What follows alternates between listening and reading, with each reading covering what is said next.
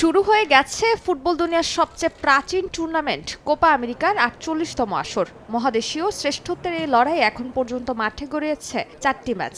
উদ্বোধনী ম্যাচেই কানাডার বিপক্ষে মাঠে নেমেছিল ডিফেন্ডিং চ্যাম্পিয়ন আর্জেন্টিনা। এবার নিজেদের ১০ম কোপা শিরোপার মিশনে মাঠে নামতে যাচ্ছে ব্রাজিল।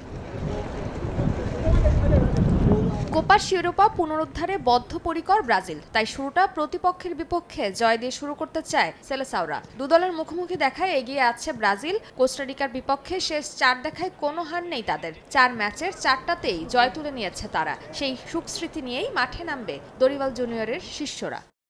আমি দলটাকে মাত্র ৩ মাস আগে পেয়েছি, তবে গেল ১৫ থেকে ২০ দিন আগে আমার মনে হয়েছে পুরো দল একত্রিত হয়েছে।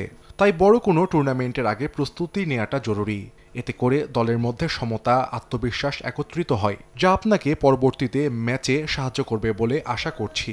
পুরো টুর্নামেন্ট জুড়েই আমরা ধারাবাহিকতা বজায় রাখতে পারব। ব্রাজিলের দলে নেই কোনো ইনজুরির সমস্যা। একাদশ সাজাতে সেরা একাদশকেই পাবেন ব্রাজিল কোচ।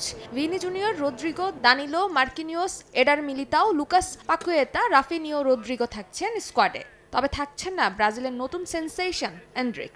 পরবর্তী ম্যাচে পাওয়া যেতে পারে বলে আশ্বাস দেন কোচ। আমি সবার সঙ্গেই সবসময় কথোপকথন করি। এড্রিককে আপাতত ওকে শুরুর একাদশে রাখছি না। আমি চাই দলের বাকি ফুটবলারদের মধ্যে সমন্বয় গড়ে ওঠে। ওকে আপাতত একটু ধৈর্য ধরতে হবে। যখন দরকার হবে অবশ্যই ওকে একাদশে ডাকা হবে।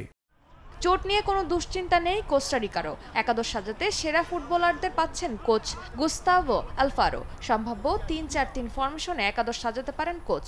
অন্যদিকে ৪-২-৩-১ ফরমেশনে নামবে ব্রাজিল। ফারজানা জাহান প্রিয়া, সময় সংবাদ।